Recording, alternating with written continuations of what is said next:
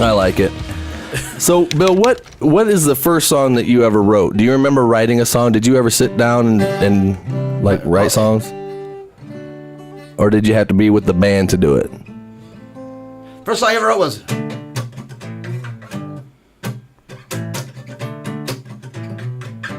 It's called Bad Reputation. Really? Yeah. Tell me what was on summer when you walk by. What kind of power you possess. And why you looking so much better than the other girls. Yeah, that's the first song I ever wrote. And where did it go? It was on the first EP. Yeah, first EP, yeah. Why don't you play it anymore? Oh, it's not really a good song. No? No.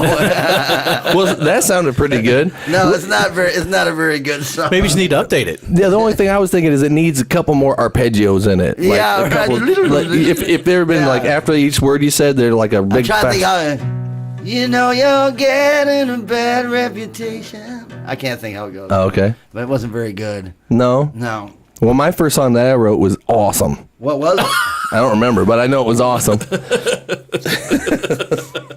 it had like pyrotechnics and everything. So you started singing, and then what made you want to play guitar? I didn't. Well, I mean, I played guitar, just, like, on the bus and stuff, in hotel rooms, Right. I just play, you know what I mean? But, I didn't start playing guitar in the band till sorry, guys. Well, I keep wiping my eyes just for you people out there. I have dry eye.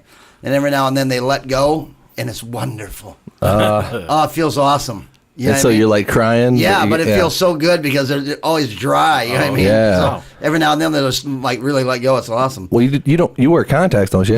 No? Mm-mm. Okay. No, these are my contacts. Well. Anyway, yeah, the guitar player quit on the road. We were in Beloit, Wisconsin, and we were going from there to DeKalb, and the guitar player quit. So Murph and I stayed up all night, and I knew what bar chords were, you know what I mean? But I'd never played and sang before. Oh, okay. And believe me, we were not a very good band that night. Yeah. Had a rough night. Yeah. And in fact, I remember we were on the bus on the way home. I remember Bob, saying, "We're getting a guitar player. Don't even think about it because you suck." Oh, man. And I planned on getting a guitar player, Right. but then after like 3 or 4 shows, it was like, that's not so bad. It's, and then after a month, it was like, let's don't get somebody else, Right. Because that's just more people you got to pay hotel rooms for. So what was that band called? Art Young? Art Young? Yeah. Art Really? Young, yeah. And where Is did that you something I should have known? I don't know. Yeah, because I don't think I've ever heard of Art Young. I heard of like Wild Bill and the Dead End Kids or whatever. That came because when I moved back from California, it was just me, and I didn't want to call the band Lynn Allen. So Art Young was playing Lynn Allen songs? Or no? Am I wrong? Art Young was before Lynn Allen. Art Young was before Lynn Allen. Yeah. Yeah. Art Young was a sewer man in my neighborhood. That's because I remember being on the sewer when they closed down behind the school. Right. And just seeing that road all over, and then somebody told me. Yeah. I had no idea about that. Yeah, he was a sewer man. That's why the name Lynn Allen came about, because when we named the band Art Young, everybody in our neighborhood thought that was the funniest thing they ever heard. This guy drove around in a truck and had deer horns on the front of it, and he was such a bad alcoholic, he had such bad stomach problems from being an alcoholic, that he drank Falstaff beer. Okay. And he would open that up and drop Rolaids in them. Jesus. Yeah, that's how bad his stomach was. Whoa. So whenever you saw him, he always had foam everywhere. That's great. And he ran the sewer. That was, he was the first man I ever heard say "fuck," and it scared the shit out of me. That is the greatest. That was fucking terrifying. That's the greatest fucking story I've heard. He was Right like, there. "You fucking kids!" Foaming at them. He was. I'm not shitting. He had no fucking teeth. Wow, this guy. And so Bill goes, "I'm gonna name my band after that guy." So we did. So everybody thought it was funny. So then that band broke up. We were under pressure from Ridgeview, from our friends. What are you going to do now? Yeah. So we named it after Lynn Allen. Everybody knew her. She was a little odd. She was not mentally retarded. She wasn't, you know what I mean? Because people think, that's terrible. That's not the truth. She was just a little weird. Yeah. Right. Yeah, because there's rumors about that too. A lot of people, I don't know if they do anymore, but some people ask me if your name is Lynn Allen. I get it all the time, but not anymore. But I used to. I mean, still, I'll get it if I'm pumping gas or something. Hey, Lynn, I'm not sure that you know the whole scope of how far your footprint is, because I talk to you a lot, and there's a lot of people, like I said, that haven't ever really talked to you or found out a lot of stuff, but they know that you, like, from back in the day, and maybe they have kids now, and they never really did get to find out what it really was, what Lynn Allen was. Right. So they don't associate. They know that Lynn Allen was something like a good band, but they didn't know that that wasn't who the band was. The guy wasn't named Lynn Allen. You know what I mean? I don't know how else to say that without it sounds stupid. Well, it's like Leonard Skinner. A lot of people thought Leonard Skinner. That's what I'm talking about. Hey, Lenny. There's still people that think that. Right. Or Pink Floyd. You know what I mean? Right. So yeah, but yeah, that's what's really odd is how when you were putting them bands together, and it was in the 70s, right? Early 80s. Is that what we're talking? Because you said it was like 78-ish. What was the landscape of the music scene like then? I mean, was it compared to now? I mean, what was going on musically then? Well, back then, you know what? It's just like it is now. Back then, there was only bands played on weekends. But some places had you play on Wednesday, too. So Wednesday was kind of the warm-up. You go down and play on Wednesday for about 40 people. You know what I mean? Mm-hmm. No matter what band you were. Because there was only like 3 places that had bands. Okay. And then on Friday, you'd have like 150 people. And then on Saturday, you'd have, 300 people. And where'd you play at? Al's Lounge. Which is where? Right down across from the old KSTT building on River Drive. Okay. In Davenport. You know what I'm talking about? You know that little coffee place down there? Yep. Okay. You know what I'm talking about? I'm not real KSTT. I'm horrible at this stuff. Yeah. I don't know what roads that's by the time on. this show airs, I'll have a freaking high definition picture of it. Probably, That's fine. Al's Lounge, home of the wine burger. They made wine burgers in there. They were fucking delicious. And so, what all other places were there to play then? That was it. Really? There was one place to play for bands? Kind of, yeah. I mean, there was only a couple other places. I can't even remember the name Clipper didn't exist? The Clipper? You could play the Clipper, right. But I didn't play the Clipper then. All right. That was my very first band that we played Al's Lounge. Okay. And then my second band, when Jesse Johnson joined, that's when we played like the Clipper and the Old Rock Island. Okay. And Jack and Daniels and Moline. Muscatine, What was the big club in Muscatine? Was that the Loading Dock? Back then it was Bogart's. Okay. Bogart's, yeah. Wow. I'm surprised I can even remember that. But you say that the scene was like it is now. But I mean, what I mean by that is, there was a short period of time in the '80s where bands were playing in the club every night. You know what I mean? Yeah, because there's this big legend of, I'm 40 years old now, and it's 2013, and when you were out making your tracks, right, it was a different time, and everybody tells me about that. All my buddies that were in that scene tell me about how bands were perceived and treated, and how the crowds were. I mean, nowadays, if you could get 50 people to your gig, you're doing well. I mean, for a cover band, or a band, any band, really. Right. But back then, the clubs were packed, and people, It wasn't unusual, seriously, it wasn't unusual on a Wednesday night for us to have 600 people. Jeez. Yeah, and on the weekend, you'd have at least 8, you know what I mean? It's usually 1,000 a night. Was it because of the drinking age? Wasn't it like 18? Yeah, it was perfect. It was a perfect storm. Iowa was 18, and Illinois, I think it just turned to 21, I think. Okay. So I'm sure that's what it was. Yeah, because before it was Illinois, you had to be 19 to drink beer and wine, and for hard liquor, you had to be 21.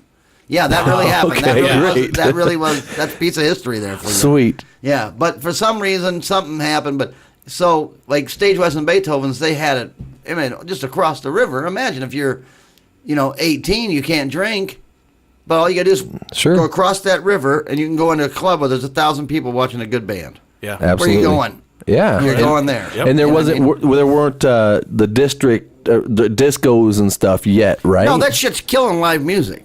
Okay, yeah, because that's what I was getting at. Was back then you actually had? Yeah, we don't care. We don't care if we get some background. That's okay. What the hell was it? It was a motorcycle. Oh, okay. More than likely runs on. I thought somebody was hungry. Yeah. We gotta get. What do you got? Something to eat?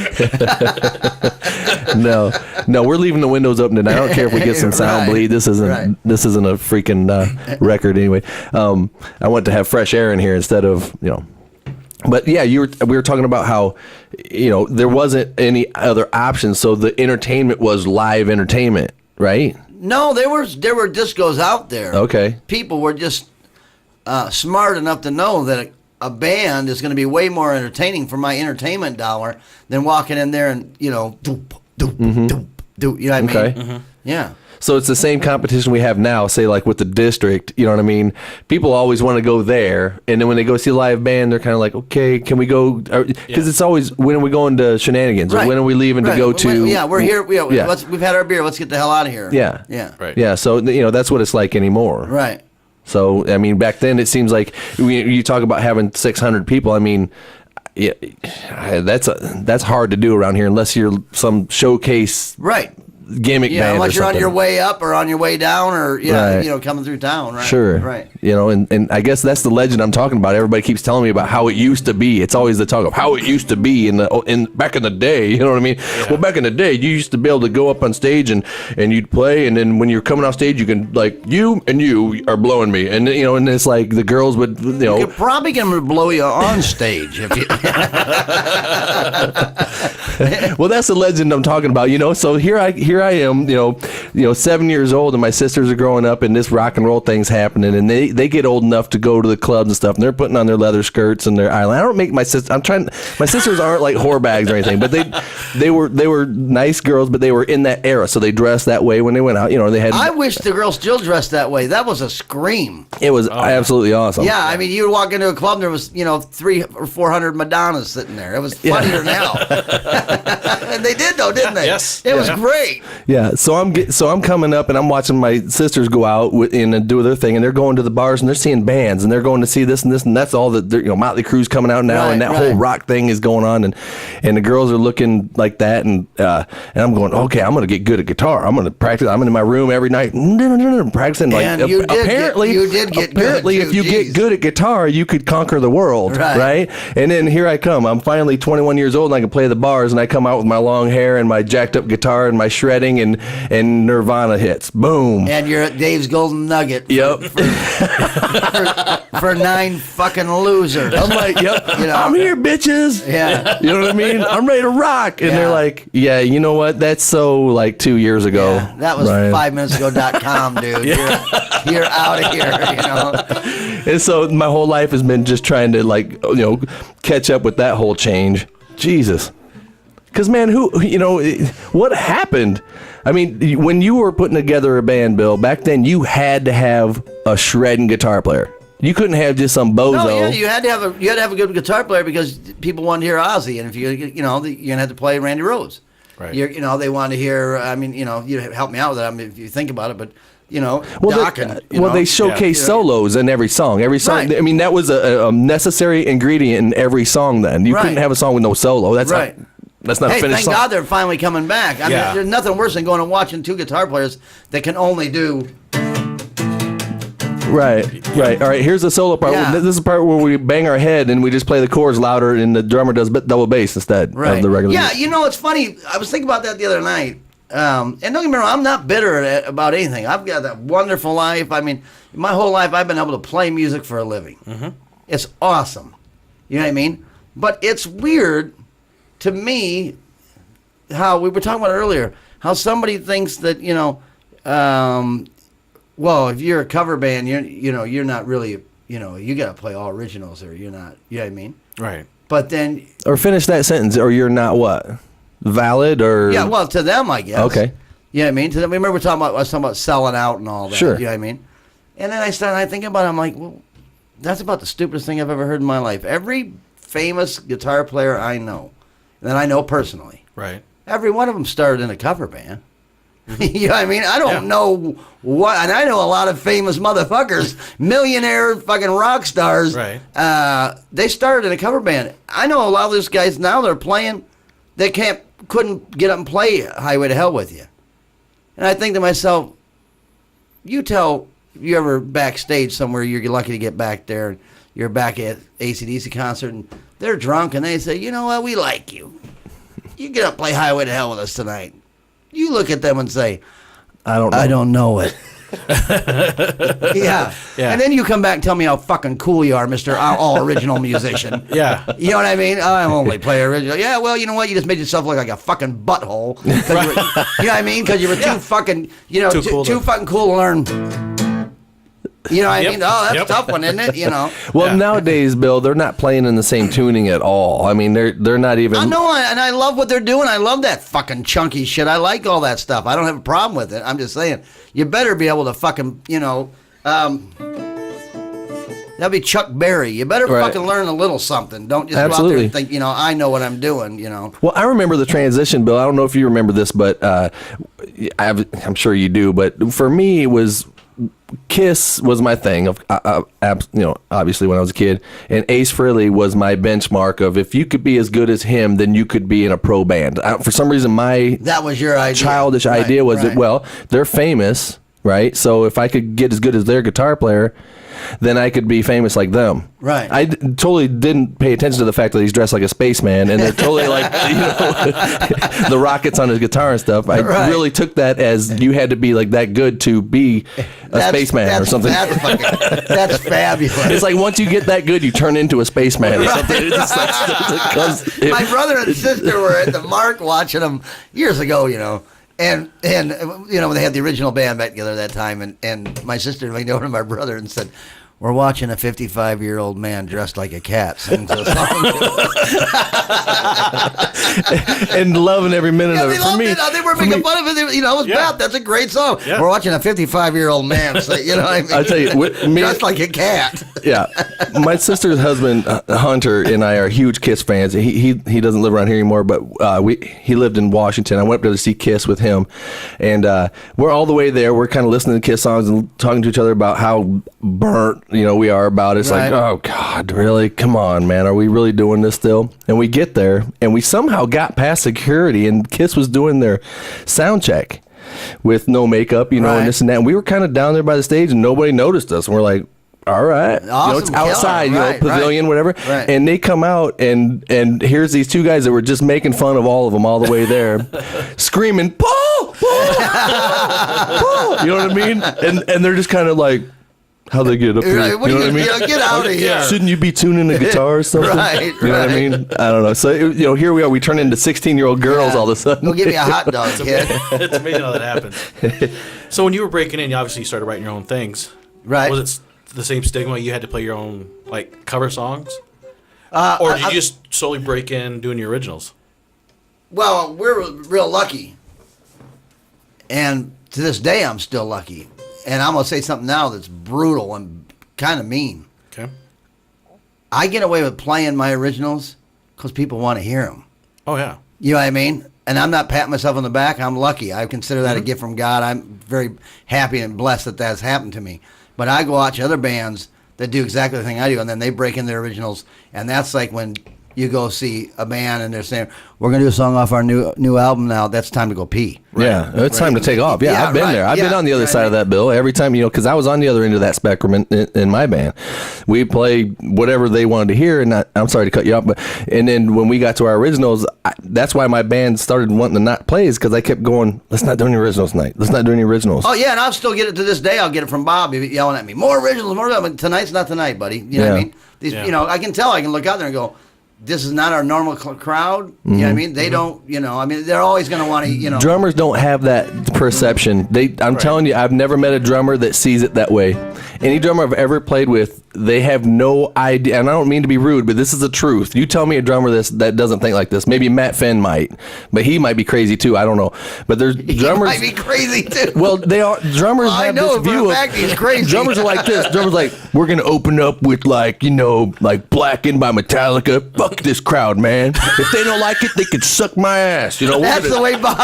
You know what I mean? That's the way Bob's always been. And if they don't like it, I'll like you're gonna fight them. You know, like you're gonna go out, and if you don't like it, we'll beat you up. You know what I mean? It's like, I guess that could be a kind of a good way of looking at things. But I mean, you see a crowd of 30-something women out there in dresses, and they're all out with their husbands and this and that. They don't want to fucking hear Metallica songs. They don't want to hear your original song. Maybe Linnell, because they're the CU, but. You know what I mean. But your drummer always thinks that that's what's going to slay. You know what I mean? All of a sudden, everybody's going to be banging their heads, and it's going to be like this great concert. This video is going to break out. But eventually, you had to. Jesse is a friend. Oh my God! I could have went all night without that. But when you look out there and there's 30 girls in a dress and they're there, and one of them's got the little thing on, and they're, woo! What do you guys? Jesse's girl. But that's what they want to hear. You know what I mean? And if they paid money to come in and see me, and I can play it, yeah. Well, guess what? This is how cool you are. This is how cool you are, Bill. Is when I'm playing in some of my bands, I actually introduced what's that? Josie's on a vacation. Yeah, right. I told them it was a Lynn Allen song, and nobody even flinched. They really think we're playing a Lynn Allen song. Yeah, well, I wish I wrote that song. Well, no shit, but I'd have the royalties from it. Yeah, right. Yeah, Jesus. Because Hollowell was there at that, and I was like, "Yeah, we're gonna do one by Lynn Allen. This one's whatever, blah blah." And they were like, "Okay, yeah, I remember them playing that song. I love this song." And they're probably looking through your CDs. Where is it at? Where's it at? Where's it at? Yeah. But yeah. But going back, yeah, that's a tough one to sing, by the way. Breaking your originals out though, eventually, like in the. Well, how'd you get to there? That's we got to that point. We got real lucky. We got real lucky. I'll tell you that story real quick, and then I got to pee. We did the first EP and had what's the name of that song? Leave Me Alone. And as soon as I got it, this is my first record. I got it, man. You remember that feeling? Absolutely, man. It's awesome, Absolutely. And so I go straight down to 97X, and I give him Gabe Baptista. He's the program director. I give it to him. He's like, we don't do local bands. I said, you did Daily Planet. Yeah, I mean, and he wasn't the program director. I'm sorry, it was a girl. Her name was Terry Dugan. And I think her name was Terry Dugan. Anyway, she said, we don't do local. I said, well, you did Daily Planet. You know what I mean? She said, yeah, but Daily Planet's an exception. She said, their stuff, they took it to a real studio. And I said, they did that in Brian's basement. And she's doing it with the bass player. No, but I said, Okay. they did that in Brian's basement. That was on an 8-track. And Brian Barkley's a hell of an engineer, hell of a drummer, and they were a good band. And I still respect all those guys to this day. But there's radio stations trying to say, their shit's way better than yours. I'm like, just because I'm young, Right. I said, that was done on a 24-track, in Chicago. That's the real deal. No, can't do it. So I left. I found out where they all went. It was like a Tuesday night. They all have this meeting. Okay. And what's that, Van's Pizza? Okay. What it used to be. Pat McGuire's? Before that, I think it was something before that. Yeah. Even. But I went in there and I said, I bought them all a round of drinks. And I said, I'm not leaving until until you guys tell me why you'll play another local band, but you won't play one of my songs on there. And they went, you know what? That's fair. And so they played Leave Me Alone. And as soon as they played it, people started requesting it. So that's how we got to break to do some original stuff in our set. Because they heard it on the radio. Yeah. And everybody thought it was, what's his name? Sammy Hagar. Really? Yeah. They thought it was a new Sammy Hagar, people were telling me. Oh, I thought that was Sammy Hagar. That's you? I'm like, yeah, that's us, Yeah. Well, that's not Very a slap in the face by any means. No. Yeah. I mean, he's a dick, but that's not a slap in the face. I think that's a good time to take a piss. Yeah, I got to pee. All right. We're not making any new friends here. Well, he's a dick.